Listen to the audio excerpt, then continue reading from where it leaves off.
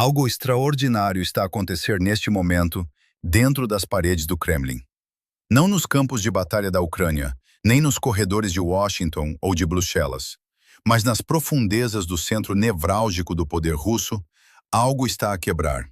E o que torna isto tão extraordinário é que a ruptura não vem do exterior. Está a acontecer a partir de dentro. Na noite de 4 de maio de 2026, um drone embateu num edifício na rua Mosfilmovskaya, em Moscovo, a 6 quilômetros do Kremlin, o mesmo local que serve de gabinete ao homem que outrora exibia mísseis nucleares perante as câmaras de todo o mundo. O edifício estremeceu e as imagens espalharam-se instantaneamente pela rede Telegram. Por toda a Rússia, a pergunta que ninguém devia fazer tornou-se impossível de calar.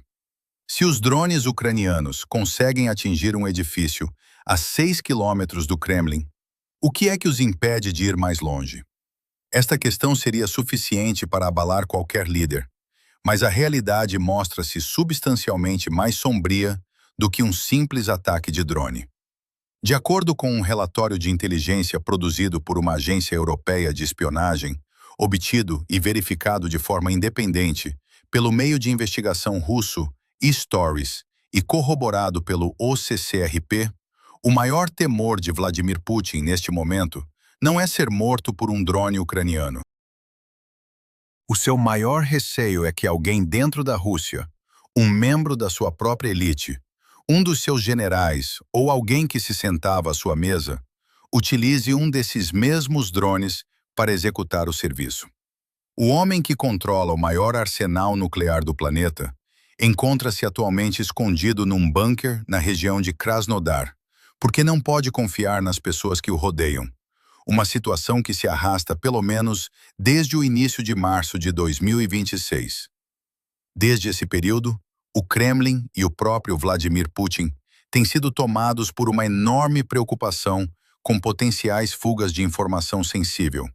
bem como com o risco de uma conspiração ou tentativa de golpe de Estado contra o presidente russo, temendo particularmente o uso de drones para um possível assassinato planeado por membros da elite política russa.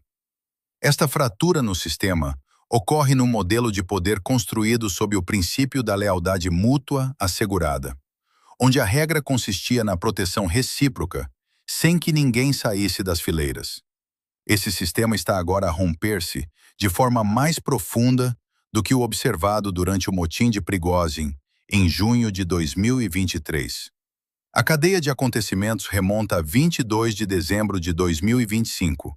data em que o tenente-general Fanel Sarov, chefe da direção de treino operacional do Estado-Maior das Forças Armadas Russas, foi assassinado em Moscovo, quando o seu automóvel explodiu num parque de estacionamento em frente à sua própria residência.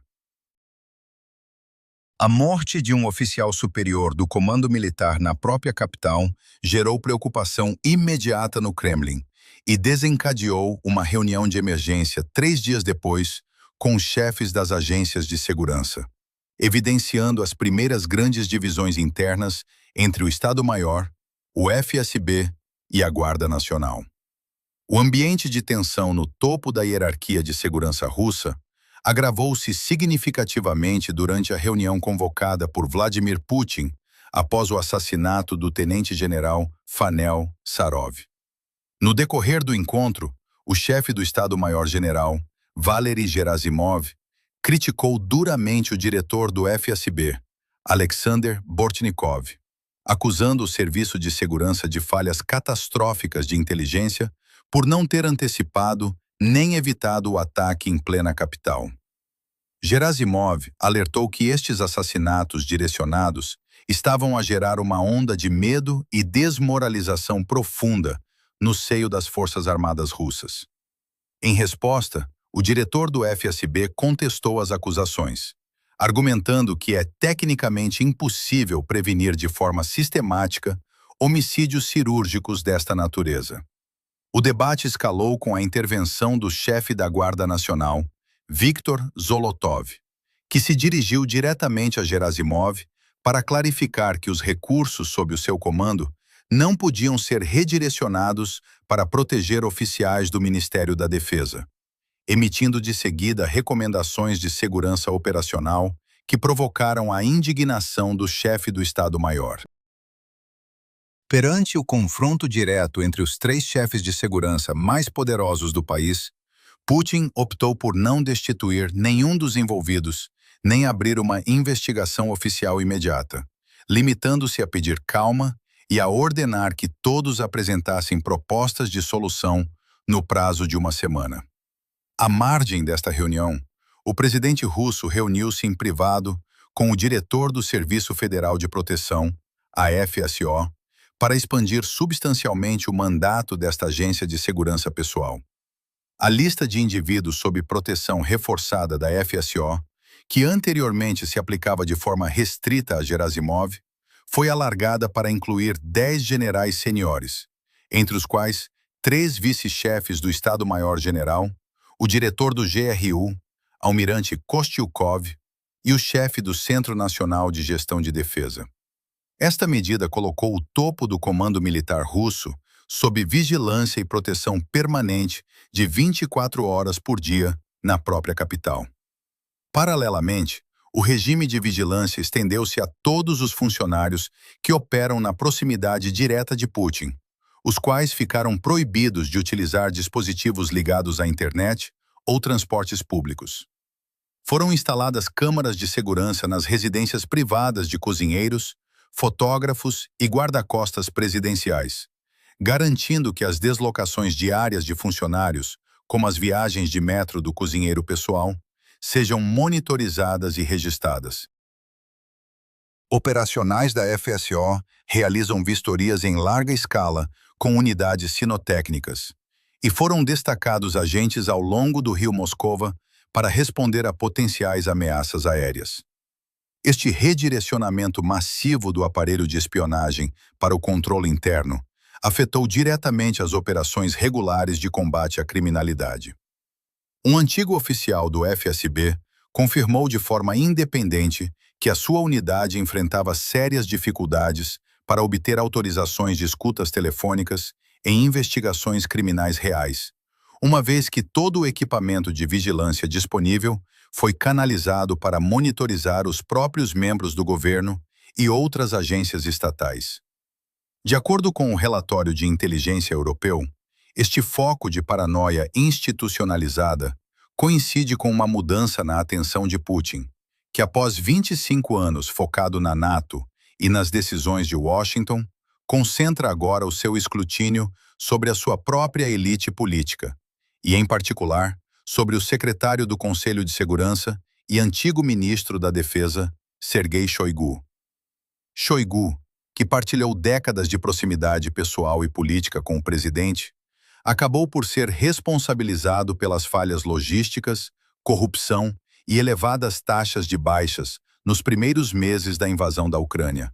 tornando-se o alvo principal da rebelião liderada por Yevgeny Prigozhin em junho de 2023.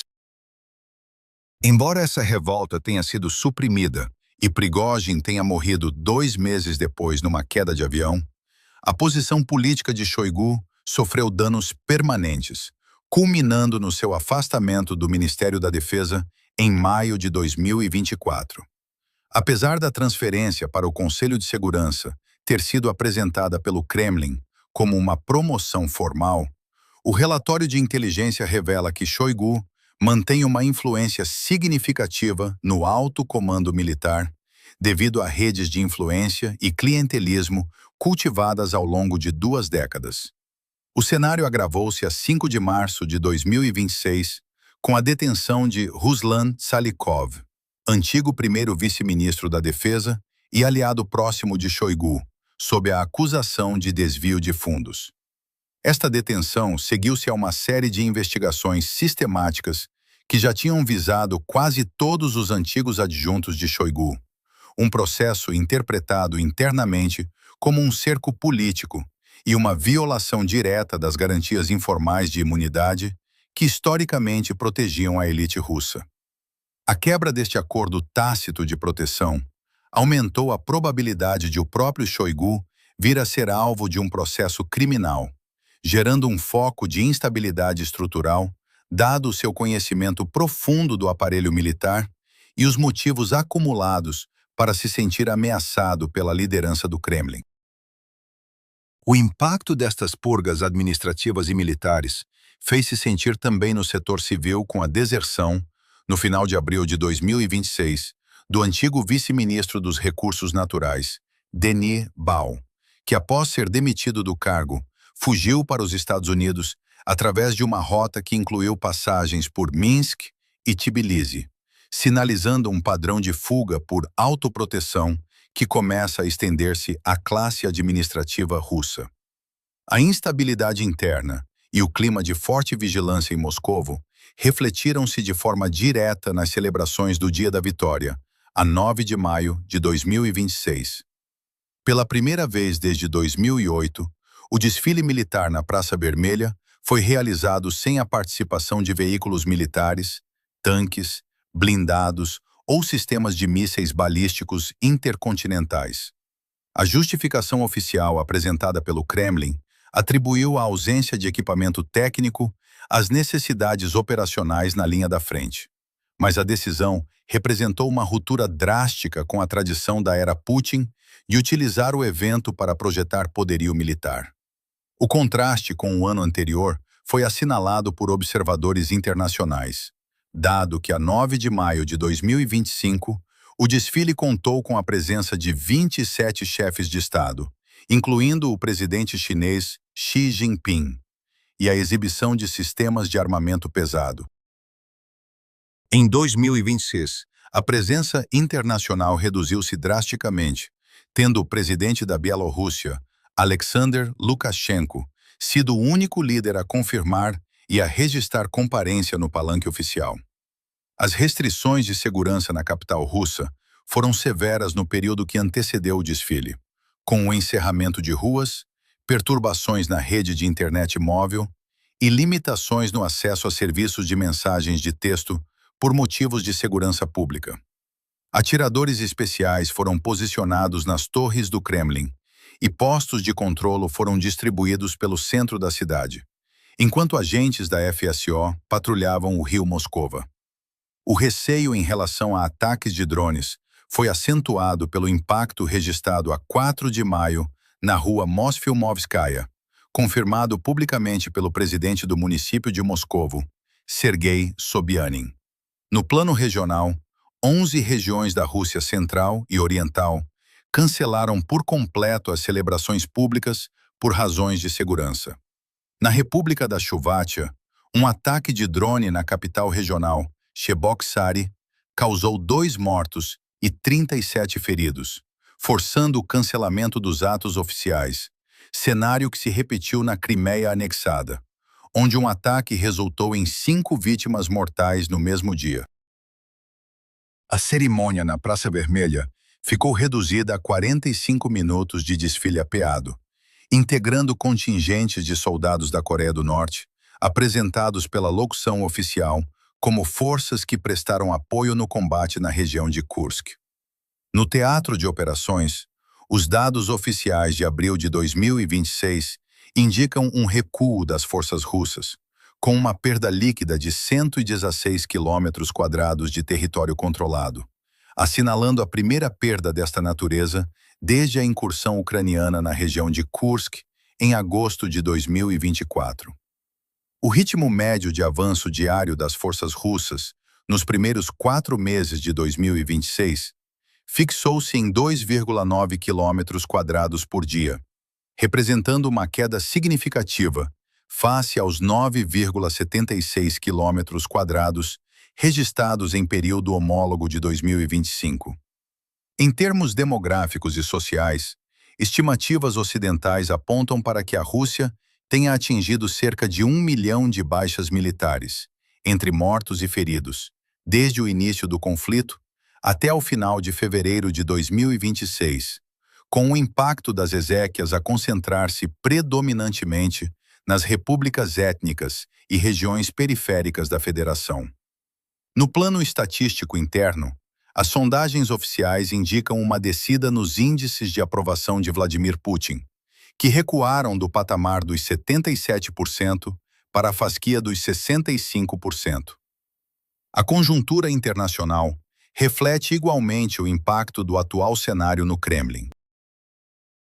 A China tem vindo a ajustar a sua postura diplomática, optando pela ausência do presidente Xi Jinping nas celebrações oficiais de Moscovo, ao mesmo tempo que mantém o investimento focado em ativos energéticos e acordos de matérias-primas. O Irão manifesta preocupação com a estabilidade do fornecimento e cooperação na área da tecnologia de drones, da série Shahed e sistemas de defesa aérea, face ao foco do aparelho estatal russo na segurança interna. Da mesma forma, a Coreia do Norte e a Índia gerem as respectivas relações bilaterais com base em critérios estritamente pragmáticos, associados a transferências de tecnologia militar e à aquisição de crude com desconto tarifário, respectivamente. O relatório de inteligência europeu conclui que, embora um golpe militar coordenado permaneça improvável a curto prazo, devido à fragmentação deliberada das competências entre o Estado-Maior, o FSB e a Guarda Nacional, o sistema enfrenta um processo de erosão institucional progressiva e uma alteração nos cálculos de conformidade por parte das elites administrativas e de segurança. Se deseja acompanhar a evolução destes acontecimentos e ter acesso a análises detalhadas sobre o desenvolvimento da situação política e militar internacional, subscreva o canal e ative as notificações. Deixe a sua opinião nos comentários sobre o impacto destes dados na estabilidade da governação russa e continue a acompanhar as nossas